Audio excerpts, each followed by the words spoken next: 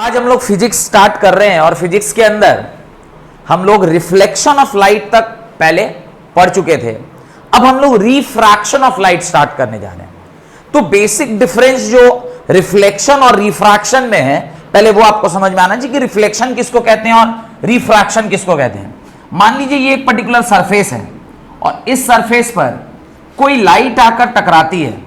ये लाइट आकर इस पर टकराई है और टकरा के अगर जिस मीडियम में आई है उसी मीडियम में वापस हो गई, जिस मीडियम से आई है उसी मीडियम में अगर क्या हो गई, वापस हो गई, तो इसको हम लोग क्या कहते हैं, this phenomena is called as reflection of light. इसी को क्या कहते हैं, reflection of light. This is reflection of light.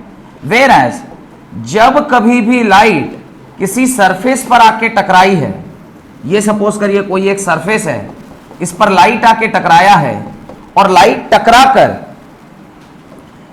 इस मीडियम से आया, टकराया और टकराकर ये अगर आपका नॉर्मल है तो वो कहीं ना कहीं इस मीडियम में ट्रांसमिट कर गया, उस मीडियम से इस मीडियम में आ गया, यानी क्रॉस कर गया मीडियम को। तो इसको हम लोग क्या कहते हैं, रिफ्रैक्शन ऑफ लाइट कहते हैं। This is called as refraction of light.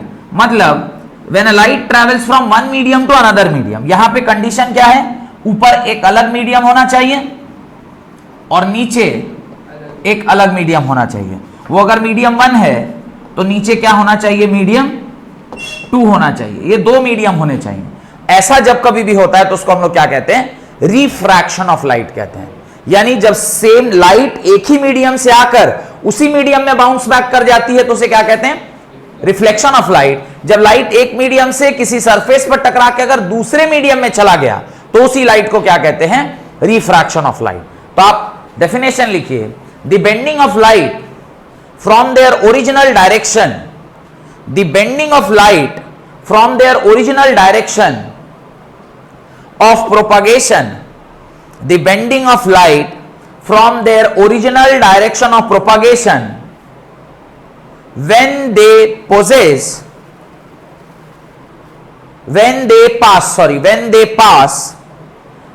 pass obliquely from one transparent medium to another transparent medium, when they obliquely pass from one transparent medium to another transparent medium is called refraction of light, is called as refraction of light. इसी को हम लोग क्या कहते हैं, refraction of light कहते हैं।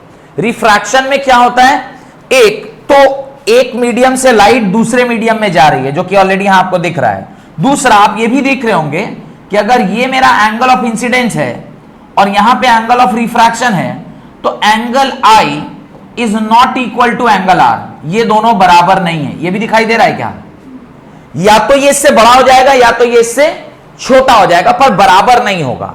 लेकिन ये कंडीशन कब है, देखिए उसने एक वर्ड बोला है, पास ऑब्लिकली। ऑब्लिकली मतलब making some angle with the mirror, it is not 0 degree. अगर ऊपर से परपेंडिकुलर गिरेगा तो फिर ऐसा नहीं होगा। क्या होता है वो हम बाद में देखेंगे। डन। तो और एक ये बना लिए हैं, ये बना लिए, इसको बनाइए, उसके बाद एक और डेफिनेशन लिखवाते हैं।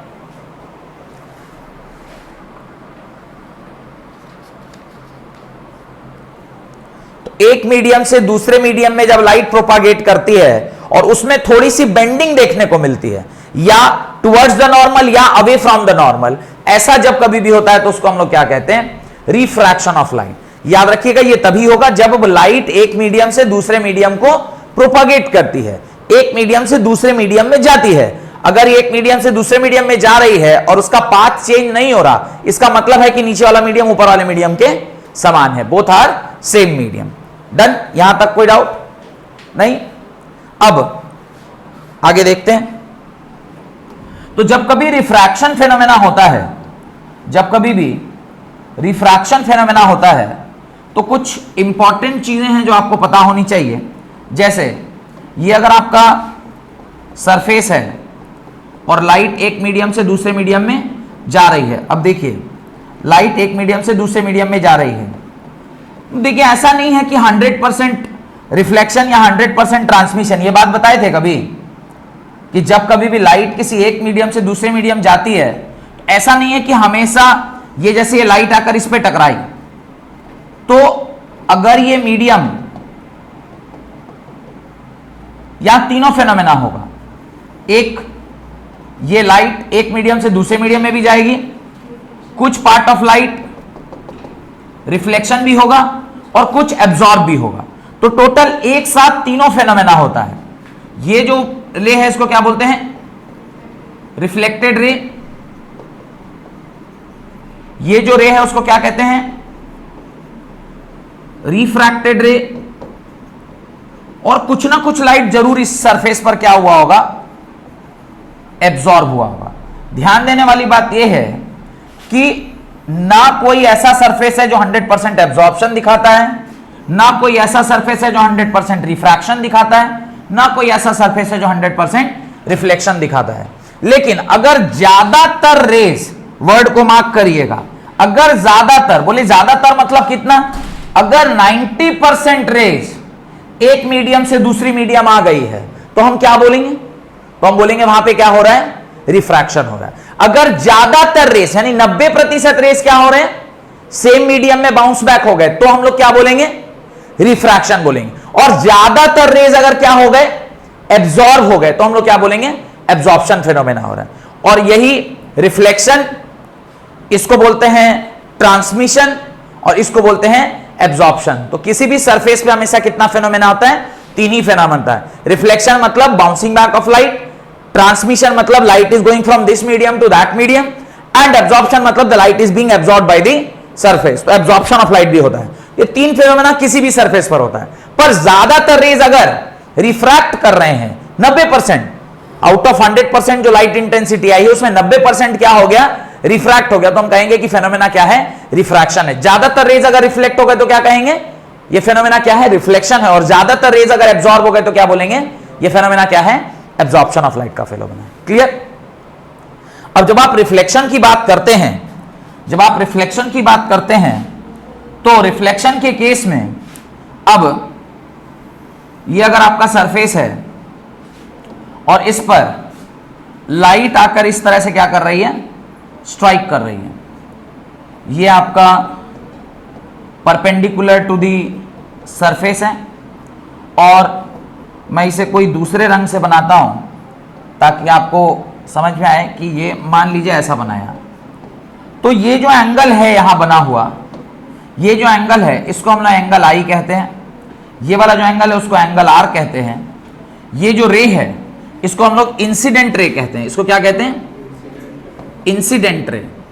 This is called as incident ray. तो ये रे को इंसिडेंट रे बोला जाता है। ये जो एंगल आई है, एंगल आई को क्या कहते हैं? Angle of incidence. इसको एंगल ऑफ इंसिडेंस के नाम से जानते हैं। This is angle of incidence. This is called as angle of incidence. ये जो नीचे है एंगल आर, इसको क्या कहते हैं? Angle of refraction. This is angle of refraction. और ये जो रे आप यहां देख रहे हैं, दिस रे, ये जो रे है इसको क्या कहते हैं? This is called as refracted ray. This is refracted ray. इसको रिफ्रैक्टेड रे कहते हैं। और ये जो परपेंडिकुलर है इसको क्या कहते हैं? इसको नॉर्मल कहते हैं। इसको नॉर्मल कहते हैं। तो ये कुछ स्पेसिफिकेशंस हैं, यानी कुछ नाम हैं जो आपको यहां पर मेंशन किया हुआ है, उसको आपको क्या करना चाहिए? लिख लेना चाहिए। तो ये incident ray, this is incident ray, this is angle of incidence, this is angle of refraction, this is refracted रे, एंड यहां पर ये नॉर्मल है। ये क्या है? नॉर्मल है। दो लाइन परपेंडिकुलर टू, ये क्या है? नॉर्मल है।